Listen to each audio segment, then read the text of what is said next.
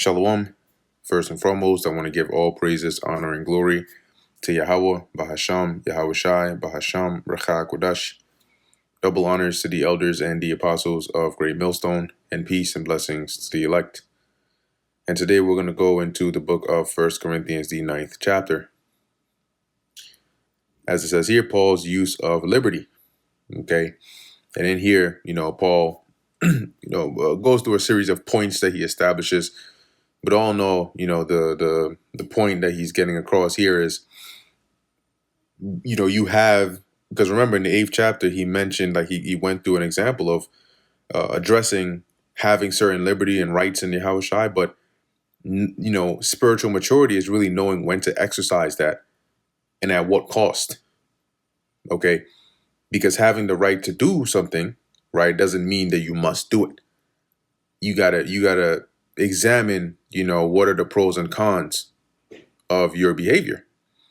And here in the 9th chapter, he sort of goes into that and exemplifies that, through him, right? And Barnabas and how they behaved to sort of solidify that point. He also addresses, because you had some Jake, man, you had some that were as we'll read, you'll see it, that were questioning his authority, right? So verse 9, Salakia, 1 Corinthians 9:1, it says, am I not an apostle? Am I not free?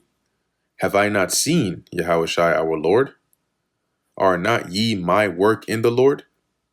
So, to those that are, making, either backbiting or talking or making it seem as though like, this Apostle Paul, he ain't one of the 12, he walking around here like he's on some some high level, but really, he's not Peter, he's not John, he's not James, so he's making the point like, yo, well, am I not an apostle?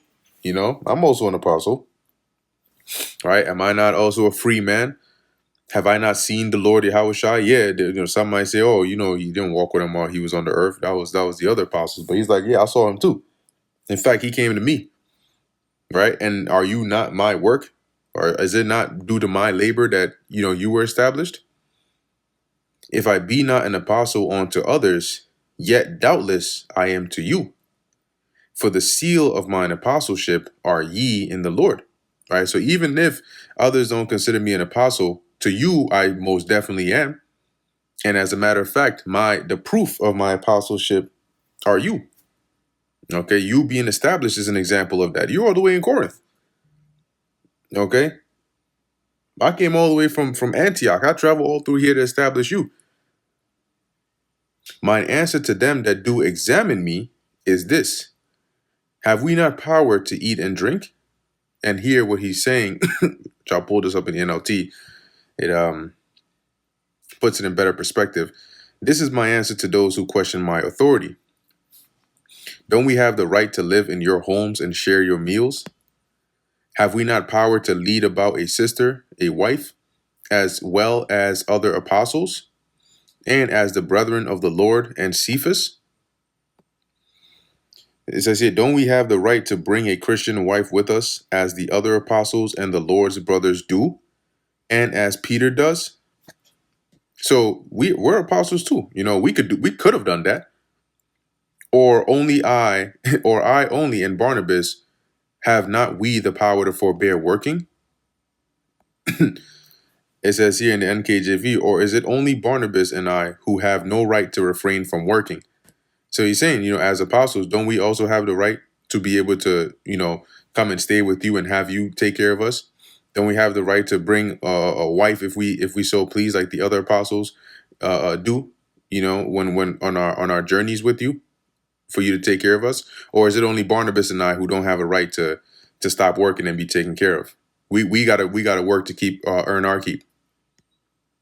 Who goeth? So now he's using the example in relation to these examples in relation to his role, his job here, right? So who goeth a warfare at any time at his own charges, right? What soldiers go to war, at their expense? That's covered by the nation in which whose army they're fighting in. Who planteth a vineyard and eateth not of the fruit thereof?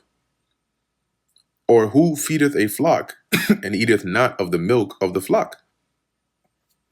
NLT, what soldier has to pay his own expenses? What farmer plants a vineyard and doesn't have the right to eat some of its fruit? What shepherd cares for a flock or sheep and isn't allowed to drink some of its milk?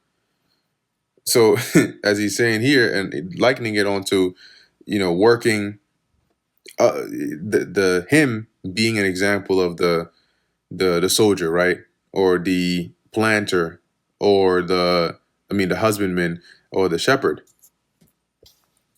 Say I these things as a man, or saith not the law the same as well? So, are these things just me speaking my opinion? Is this not also in the law? For it is written in the law of Moses, thou shalt not muzzle the mouth of the ox that treadeth out the corn. And what this is if you look up here, ox treading out the corn. So this is an example of a muzzle. It's something to cover the mouth of the ox. And sometimes they would have the ox that would walk, and they would either like actually walk on the threshing floor, and the pressure of their steps would help to thresh the husk off of the grain. But as they're walking, they would also eat some of the grain. Or as you can see this example, you might have a sled that is attached to them, and as they walk, it's dragging, on the ground. That's also an example of the threshing.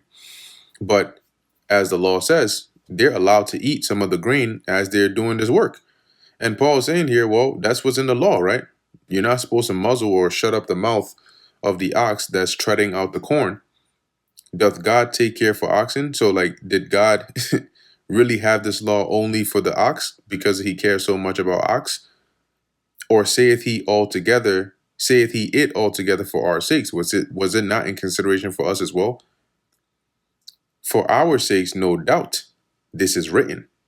So the Apostle Paul is saying here, I'm making this connection and let you know, look, there's this law here, but it's not an application to only the oxen, right? It's also written for our sakes, because we can also be likened into this position of laboring. So we have a right to partake of our labors.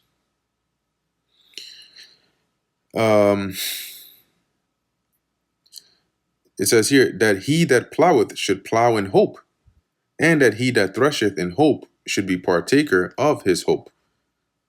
So reading this in the NLT, wasn't he actually speaking to us? Yes, it was written for us, so that the one who plows and the one who threshes the grain might both expect a share of the harvest. If we have sown unto you spiritual things, is it a great thing if we shall reap your carnal things? So the sowing unto you spiritual things is the teaching you, right? The bringing you up, answering your questions, establishing you. That's sowing the spiritual things. So are we not allowed to reap your carnal things? To be expected for you to take care of us, to feed us, to house us? If others be partakers of this power over you, are not we rather? So if others, because we have power over you as being your teachers and spiritual fathers, and if others have that power as well, should it not rather be us, above them all, since we established you? Nevertheless, we have not used this power, but suffer all things. And this is similar to what he told the church in Thessalonica, that the way they behaved themselves was in a way to be a good example to them, number one, but also to not burden them, so that the main focus can be on the gospel. See? So as he says here, nevertheless, we have not used this power, but suffer all things, lest we should hinder the gospel of Hamashiach. See? NLT, if you support others who preach to you, shouldn't we have an even greater right to be supported? But we have never used this right. We would rather put up with anything than be an obstacle to the good news about Hamashiach. See, so if we're coming to preach this good news onto you, we don't want anything to hinder that. right? We don't want you your to be a burden onto you to the point where now it's hindering, the gospel. Like, for example, imagine, you're teaching somebody, but you're living with them and you're being so burdensome to them that their mind is more occupied with their annoyance of your burden or the taxing of your burden on them than the joy of the gospel you're teaching them, hence hindering that gospel. And Paul said we didn't even want to run that risk. So we suffered all things, whatever we had to do to take care of ourselves, we did that. Even though we had the power to not. Do ye not know that they which minister about holy things live off the things of the temple? Referring to the priests, right? Those that serve in the temple, guess what? They live off the things of the temple. The money that goes to the temple, the things that are offered to the Lord, the shewbread, all of those things, that's what the priests live off of, right? The labor is worthy of his hire. And they which wait at the altar are partakers with the altar, right? Those that do the sacrifice, guess what? They get to partake of the sacrifice, that is of the meat or the grain that is offered. Even so hath the Lord ordained that they which preach the gospel should live off the gospel. Okay. In the same way, the Lord ordered that those who preach the good news should be supported by those who benefit from it. But I have used none of these things, neither have I written these things, that it should be so done unto me. Right. So he's saying, but I haven't exercised any of these rights. Okay. And I'm not writing this letter to you now to start doing this, for you to start treating us this way. For it were better for me to die than that any man should make my glorying void. So he said, I'd rather die than to have anybody be able to deny me this glorying of preaching, without basically preaching the gospel for free, right, onto you, right? Preaching the gospel without charge, as it says in the NLT. Yet I have never used any of these rights, and I am not writing this to suggest that I want to start now. In fact, I would rather die than lose my right to boast about preaching without charge. In other words, I'd rather die than to be a burden onto you, for somebody to be able to have the right to say, oh, no, no, no. When these guys came over here, they leached off of us. They laid on our couches and ate our food. And nah. For though I preach the gospel, I have nothing to glory of. For necessity is laid upon me. Yea, woe unto me if I preach not the gospel. So he's saying, yeah, I preach the gospel, but this isn't something that I can just go about glorying about. This is something that I have to do. It's needful. There's a necessity that is upon me. I need to do this. I don't have a choice, right? Woe unto me, destruction unto me if I don't preach the gospel. For if I do this thing willingly, I have a reward. But if against my will, a dispensation of the gospel is committed unto me. And as it says here, let's look at some of these other translations. NLT, it says here, if I were doing this on my own initiative, I would deserve payment. But I have no choice, for God has given me this sacred trust. And we'll go into that word dispensation in a second. NIV, if I preach voluntarily, I have a reward. If not voluntarily, I am simply discharging the trust committed to me. Yeah, because, when you voluntarily do something, you are expecting something in return.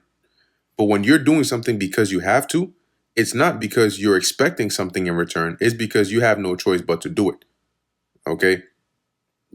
For example, you go to the gym because you do that voluntarily because you want the gains, right? You want the way it looks. You go and help somebody move because, they're going to pay you, or, they asked you very nicely and you want to help them, right? Okay, you're going to get a reward out of doing it. When it comes to going to work and you got to pay bills, you're not doing that because you're voluntarily doing it for a reward. You're doing it because you need to do that. You don't really get a choice. You can't get up and say, well, I kind of felt like it, or I don't really feel. No, no, no. You're doing it because you have to do it. So like Paul is saying, when it comes to this ministry, if I was just getting up, oh, I just want to, I'm in a good mood, so I'm going to do this for you like a favor, and then you give me something in return. Okay, that would be one case. But he's saying, I'm doing this not because, it's not that I don't want to do this, but if I wanted to stop, I can't. So when you go into that word dispensation, it says, oikonomia, the management of a household or of household affairs. You see that? Specifically, the management, oversight, administration of others' property. So this position has been entrusted into him.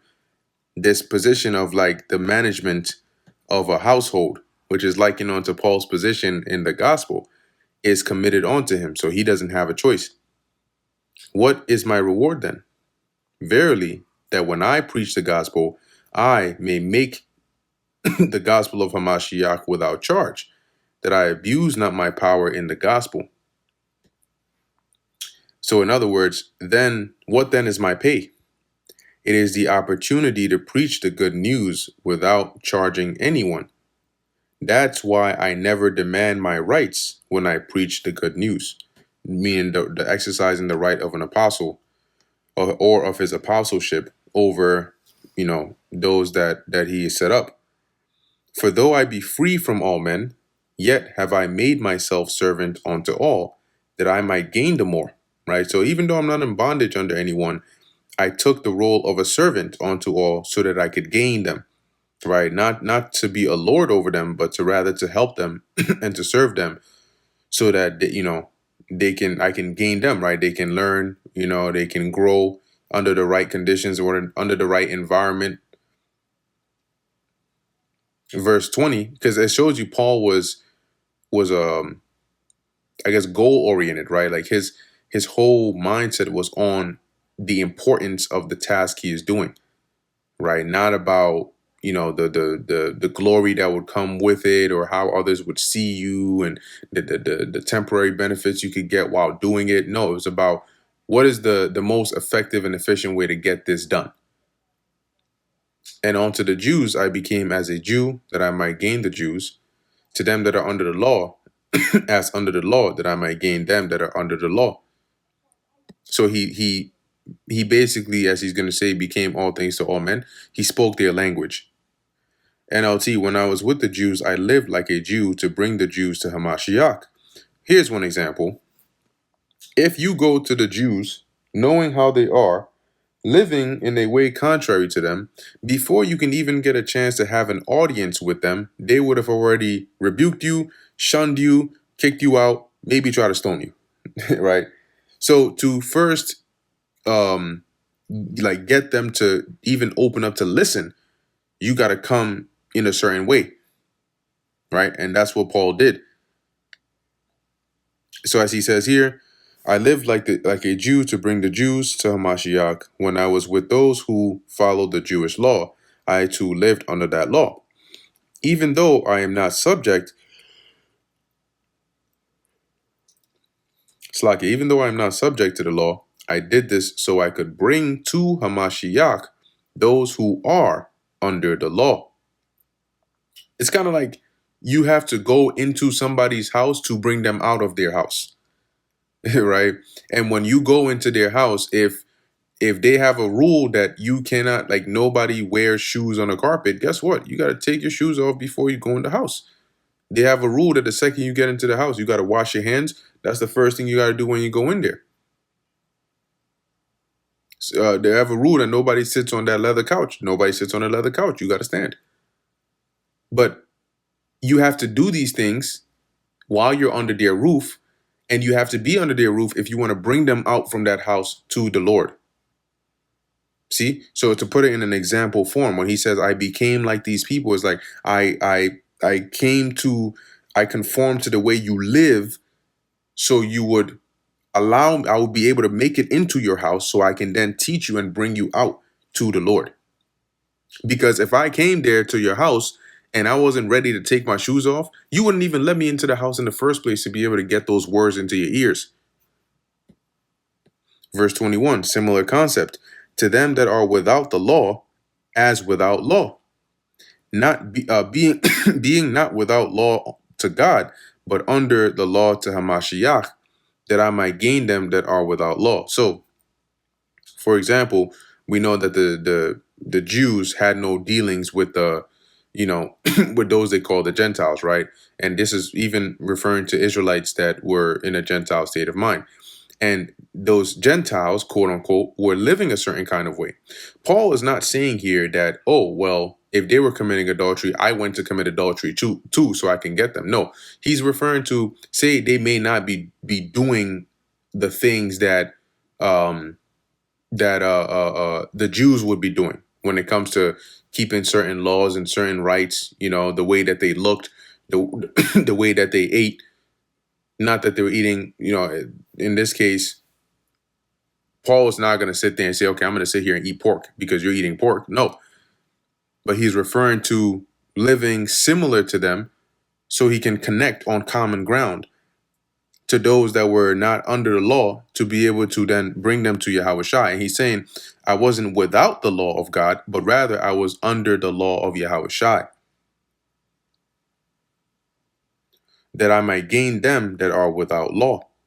See, so I wasn't going out there being lawless and breaking the Heavenly Father's laws, but I was prioritizing the law of Yahweh Shai first. NLT, when I am with the Gentiles who do not follow the Jewish law, I too live apart from that law, so I can bring them to Hamashiach. But I do not ignore the law of God, I obey the law of Hamashiach. To the weak became I as weak, that I might gain the weak. I made all things to all men, that I might by all means save some.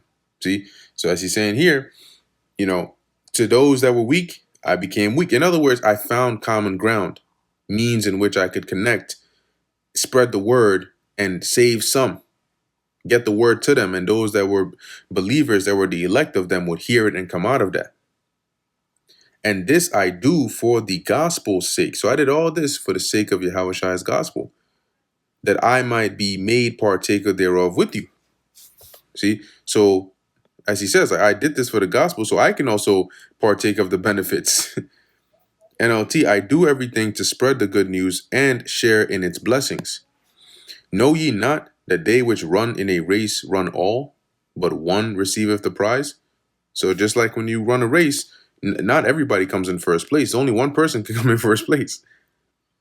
So run that ye may obtain. So and when he likens the journey in this ministry to running a race. So you got to run with the intention of winning. And every man that striveth for the mastery is temperate in all things. So all those that are, you know, whether it's athletes or whatever it is that they are involved in, those that are trying to be champions, that are trying to come in first place, that are trying to, you know, achieve the top position, they're temperate, they're disciplined. Okay. In all things. Now they do it to obtain a corruptible crown, whether it's a trophy, whether it's the first place medal, whether it's the world record holder of whatever it is they do. They're doing it for something corruptible, because they were athletes during Paul's time. How many of them do you know now? Because their crowns they received, it was corruptible. But we an incorruptible. Guess what? We still know Paul till today. We know Moses till today. We know Abraham. Shit, we even know Adam. Going back to the beginning. What about all those that were, you know, during that time that were famous for certain things? We don't know them. So we're doing this for an incorruptible crown. That's the glory the Lord is going to give us, one that never ceaseth or perisheth. So how much more for us? If those that are doing it for an incorruptible crown are disciplined in doing it, how much more for us? I therefore so run, not as uncertainly, so fight I, not as one that beateth the air. Okay, so he's basically saying, like, I run with intent, I run with purpose in this race. Not just I'm just out here doing it, just going through the motions. No. And I'm in this ministry, which is also likened onto a fight. He's saying I fight, not like, you know, I'm just shadow boxing. I'm fighting like I'm in a real fight. But I keep under my body and bring it into subjection, right? So he disciplines himself. And when you bring your body into subjection, you make it submit to do what you want it to do, not the other way around, not being ruled by your flesh. And Paul is saying he does that for the sake, right, lest that by any means, when I have preached to others, I myself should be a castaway. So I'm doing this so that I don't end up having taught others, but due to lack of discipline or lack of running with intent to complete this race, I've taught others, but I myself am not able to make it. And that brings us to the end of the book of 1 Corinthians, the 9th chapter. Lord willing, that was edifying to the elect. In closing, I want to give all praises, honor, and glory to Yahweh, Bahasham, Yahweh Shai, Bahasham, Recha Kodash. And until next time, Shalom.